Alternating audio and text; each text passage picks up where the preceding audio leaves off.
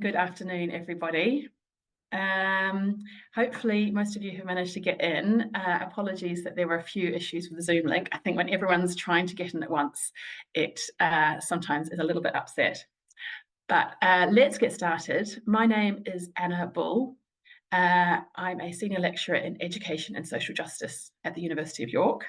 And I'm also a co-founder and director of the 1752 Group. We're a research and campaigning organisation based in the UK, working to address the issue of sexual harassment and violence in higher education, with a particular focus on addressing staff or faculty sexual harassment and misconduct. And that's an issue that we've been working on since we were founded in 2016. We thought we would have solved the issue by now, but sadly not. And this webinar is jointly hosted between the 1752 Group and FEM Ideas, which is a research project run by my co-director, Adrija Day, which is a project called Decolonising Sexual and Gender-Based Violence in Higher Education. So I'm just going to give you a little bit of background to how and why this webinar came about. It's a year exactly since the book Sexual Misconduct in Academia, Informing an Ethics of Care in the University was published last March 2023 by Routledge, Taylor and Francis Group. However, in August last year, the book was withdrawn from publication after the publisher, Routledge, released a statement saying that they'd taken the step of withdrawing the book after receiving, quote, a series of legal threats from various parties, unquote. And this was in relation to one chapter, chapter 12. Chapter 12 was entitled, The Walls Spoke When No One Else Would, Autoethnographic Notes on Sexual Power Gatekeeping Within Avant-Garde Academia. It was co-authored by Lieselotte Viana, Caterina Laranjejo, and Mia Nadia Tom. So in September, following this book being withdrawn, we were involved in an open letter, which was published calling for Routledge to republish the book. And that letter was signed by thousands of academics internationally. But now, a year on after the book was published, this is effectively the anniversary event, the entire volume remains unpublished, including 11 further chapters that were not subject to complaints. And we'll hear from one of the authors of one of those chapters today. So there's no route forward for publication currently. So we're going to talk about some of the implications of this situation. We're not going to discuss the Routledge example in particular, but we're going to talk about the issues that this situation raises, in particular, the implications for authors who are publishing work on gender-based violence in academia, and particularly on academic work, and talk about what support we need from publishers and from our institutions and from activists in doing this. And we'll talk about strategies for activism to ensure that publishers and institutions don't side all the time with the powerful and don't continue to silence the voices of victim survivors. And I'd just like to say thanks to the authors of Chapter 12 from the book Sexual Misconduct in Academia, who helped with putting the panel together and who we've liaised with in setting up this event. So I'm really excited to have 4 panelists with a wide variety of expertise with me today to speak about this issue.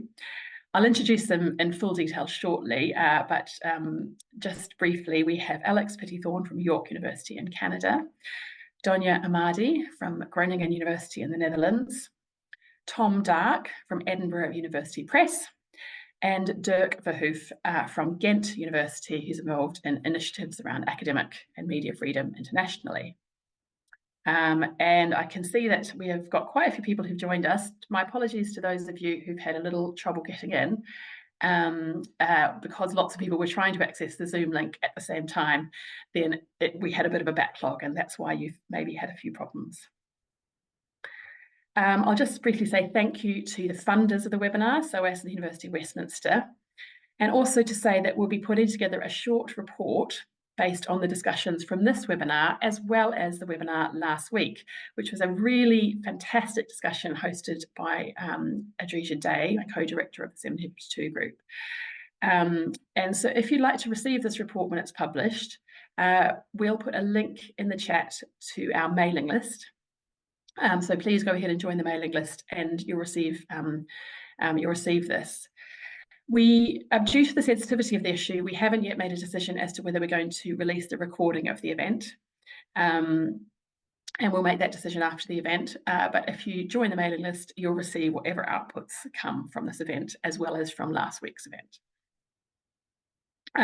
Finally, in terms of practicalities, there is a Safer Spaces statement, which was in the sign-up page, which we'll now also post to the chat. And that's got links for support and information relating to this issue. And so just to say, in terms of organising this webinar, due to the sensitivity of the topic, we will be moderating all questions or comments before the audience can see them. So if you post a question or comment, we'll come to those in the second half of the event, but we will just make them visible to the audience one by one. So don't worry if you can't see what you posted. So what we're going to talk about, we'll spend the first half an hour, 40 minutes or so, and on a short discussion with each of the panelists to introduce their experiences and perspectives. And that will serve as a way of kind of getting a sense of the current situation and where things now stand around academic publishing and academic freedom. And then we'll turn to a discussion of what needs to change and what activism or support might lead to that change. Around 1:15, 1:20 or so, we'll have a short breather, and that will also be an opportunity for audience members to post questions. And then we'll spend the last half hour or so discussing any audience questions. So let's get started. As I said in the first part of the webinar, we'll focus on the current situation. And I want to start with Alex and Donya and giving them the opportunity to describe their experiences of attempts to silence their academic writing. And then we'll hear from Tom and Dirk how these experiences fit into the wider picture of what's going on. So I'll start with Alex. Alex Pettythorn is a doctoral candidate in anthropology at York University in Canada. And their research focuses on queer community building and gender-based violence. And they were the author of a chapter entitled Sexual Misconduct in Academic Liminal Spaces, Autoethnographic Reflections on Complaint and Institutional Response. And this chapter was published in the now withdrawn Routledge book, Sexual Misconduct in Academia. And this was one of the chapters that really, really sadly, we have lost, or at least hopefully temporarily lost, due to this book being withdrawn, which I'm personally very disappointed about because it's an incredibly powerful piece of writing and also a very brave piece of writing. So perhaps, Alex, if you could get started and reflect on why it was important to write this piece of work as an academic output, and also perhaps reflect on the impact on you as an early career researcher and as a survivor of having it withdrawn. Over to you, Alex. Right. Thank you so much, Anna. So again, my name is Alex Pettythorn. I use they, them pronouns, and I'm a doctoral candidate at York University in Toronto. So just for some context, my chapter was about my experiences of sexual harassment and stalking as a graduate student at an institution in Canada. And the chapter reflected really on the institutional response to, or the lack thereof of institutional response to those experiences, because they were outside of what the institution found to be its own jurisdiction. So they occurred in union spaces predominantly. Thinking about that from the perspective of why does one write this piece and why does one do that work, personally as a survivor, writing about those experiences, was a processing tool. It was something that was therapeutic. It was something that, before I was writing about it academically, I was writing about it personally, and that was something that was quite important. But coming at it from the lens of academic writing and turning that from a personal experience into a piece of knowledge, writing academically about those experiences for me was really focused on bringing things that in my experience, had existed in a whisper network, and encoding them into language and encoding them into published knowledge. So again, my chapter was really focused on response from the institution, and in a great way, on institutional betrayal. And that's something that I think people who are active in this space and who study or do work in anti-violence prevention are quite familiar with, and it's something that we talk about quite frequently. But not everyone is familiar with these ideas. So I think writing them down and producing this knowledge is important. I also think about my own experiences prior to this happening to me. I had not heard about things like institutional betrayal. It had not occurred to me that the institutional response would be violent in and of itself. This was brand new information as a 23-year-old graduate student who was kind of brand new to the space. So thinking about kind of little Alex back then and this person who really needed support, it was important to me to write and encode these things for the next people that came along that this would inevitably happen to say that this is not a unique experience. This has happened before. These are patterns, at an institutional level, and here are some of the things people have done about them. So for me, the crux of why one writes this and does this work is not so much about telling my story in particular, though that's certainly helpful, but it's about ensuring that these things aren't swept under the rug, and that these things do not just kind of disappear into that whisper network, and that knowledge is there for other people to find. Now, in terms of the impact that you asked about, Anna, it impacts one in multiple ways to have this publication withdrawn.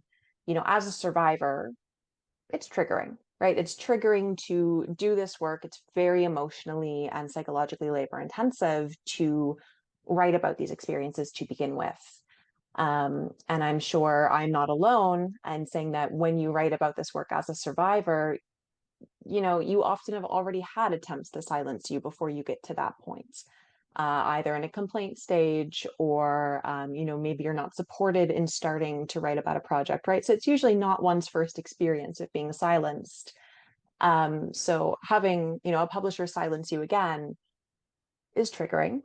As a graduate student, as an early career researcher, there's an impact on your career, right? It's a CV line, obviously, that is impacted, of course, but publishing takes a great amount of time out of one's schedule, particularly something that's this emotionally draining and labor intensive to write.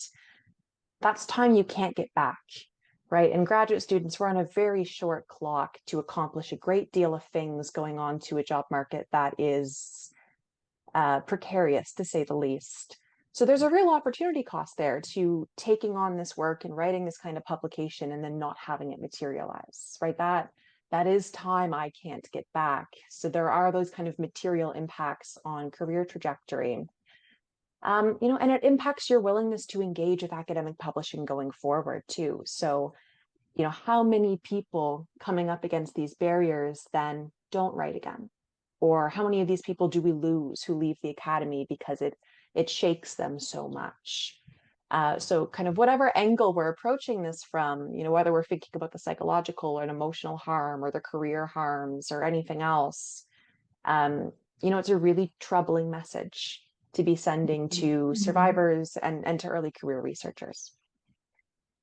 Wow, thank you so much, Alex. It's again making me kind of upset and angry all over again to hear about this brilliant chapter being withdrawn and being no longer available.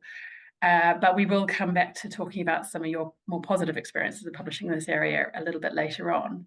But I also particularly appreciate your perspective as a graduate student, as an early career researcher, because I think for those who are kind of coming into the publishing landscape, it's really, really important, to hear how you're experiencing these processes.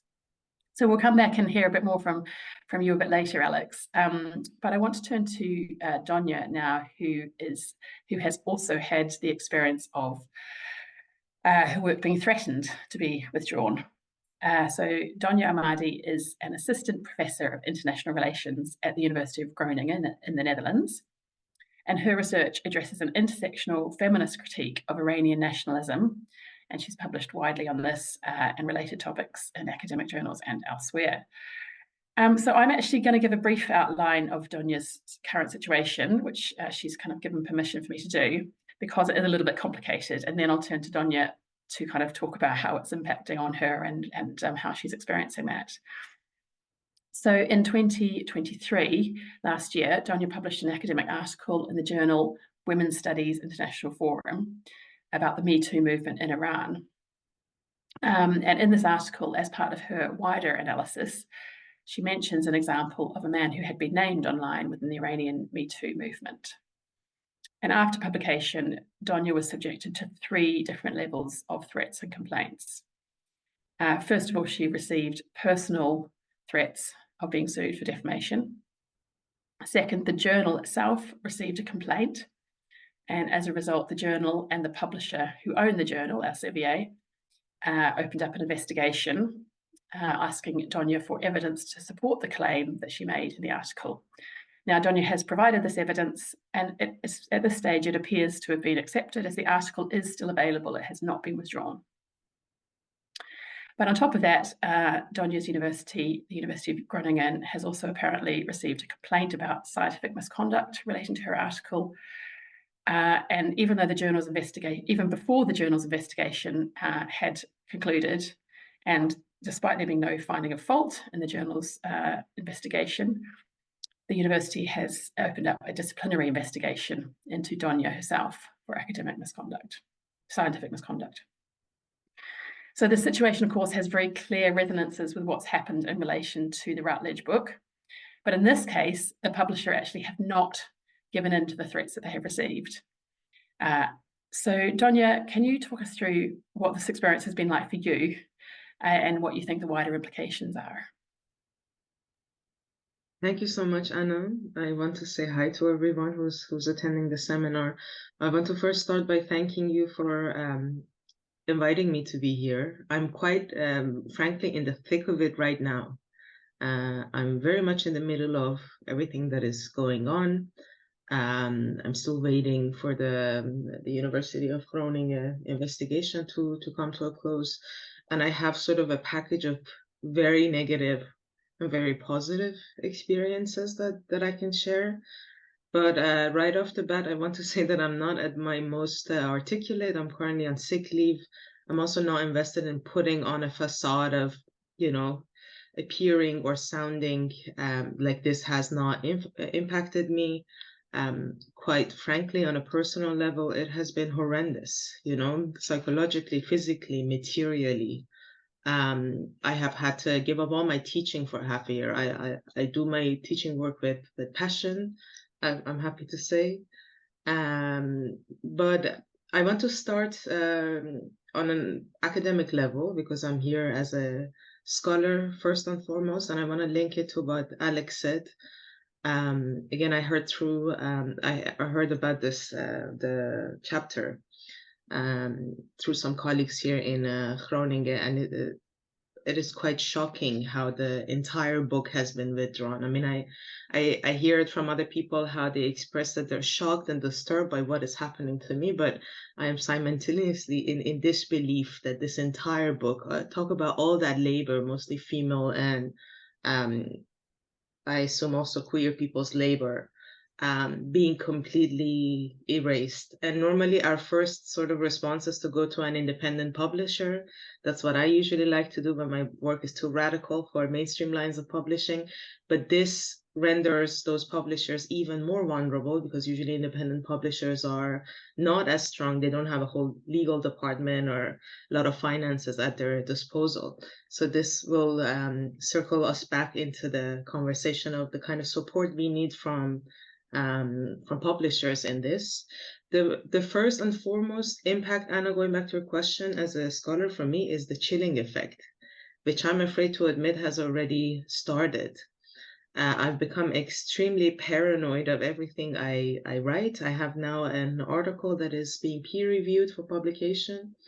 And it's not on the Me Too, it's not on sexual violence. It is on the Iranian women's movement, which continues to be a contested topic to our dismay. But the quite immediate result of this as a scholar for me has been that everything I say or write, I meticulously read and reread to make sure that no one can sue me on this basis. Because I mean, other people hear you've been threatened with a lawsuit, but the material impact on this and the psychological impact of this is huge. I mean, you have to deal with, for me personally, this was the first instance in my life that I had to deal with lawyers and, you know, the whole legal judicial sphere. You need to sort of educate yourself in understanding what these terms mean. The challenge of finding a lawyer, mustering up the finances to pay for a lawyer. I mean, lawyers charge you for a phone call, for any email, you know, so the bill keeps becoming bigger and bigger. And something that Alex said, which really resonated with me, was that especially those of us who are in feminist studies, anthropology, queer studies, you know, autoethnography has been a very sort of transgressive, decolonial tool for making sense of our own experiences when nobody else wants to write about it. And oddly, in this process, the first thing that came to my mind was that the only way I can make sense of this as a scholar and as a human being is that I can utilize my experiences to talk about the issues that I see that are systemic.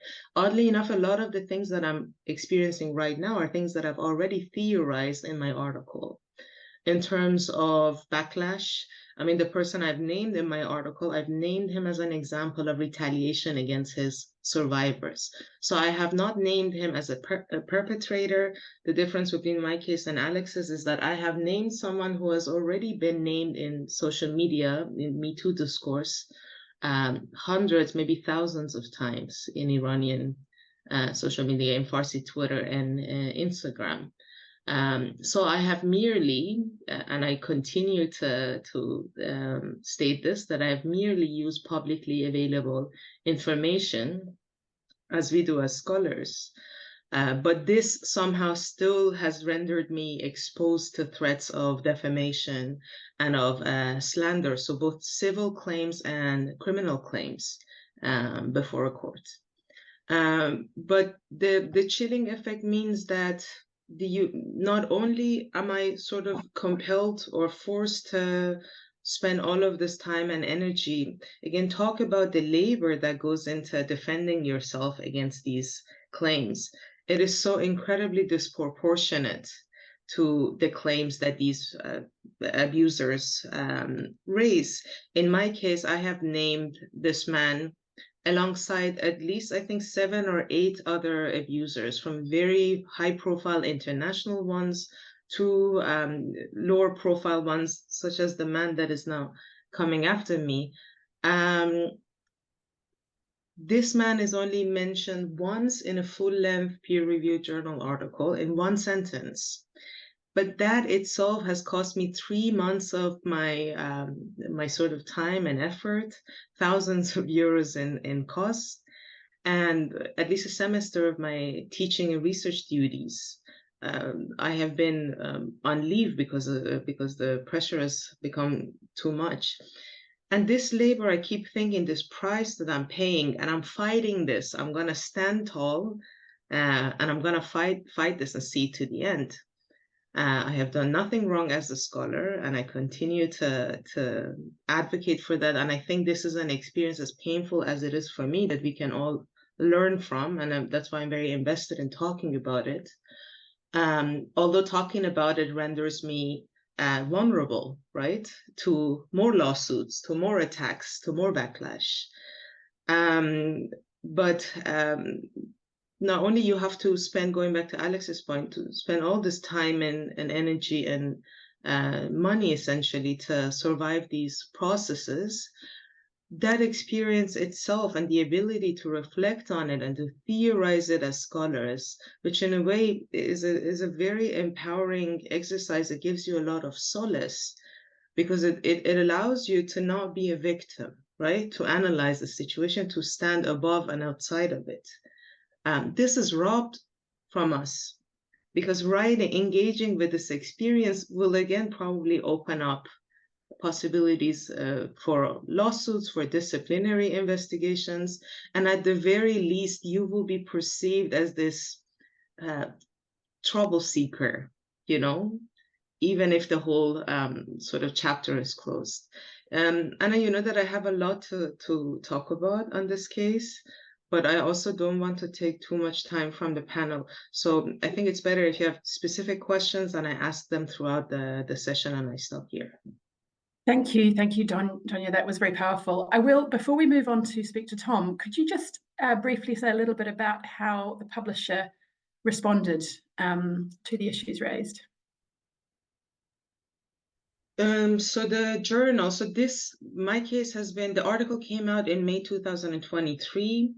The whole debacle, as I like to call it, started, I think already October, November is when the journal starts getting emails from this man, allegedly also his lawyers. I wasn't looped in, I wasn't CC'd in those emails. And he claims that I have fabricated these claims to defame him. And he sort of frames it as me being the first person who raises this, like a survivor would, I guess, similarly to Alex's case, which in that case still, you know, it's a discussion of why are survivors not protected, not allowed to talk about their own experiences without having to risk so much. So when this happened, I think in November, I got the first email from Lavinia Stam, the editor of Women's Studies International Forum. So Women's Studies International Forum is a very prominent gender studies journals, is one of the older ones, has been publishing since the 1970s. So it is a feminist studies journal. And I wonder, had I published in a non-feminist studies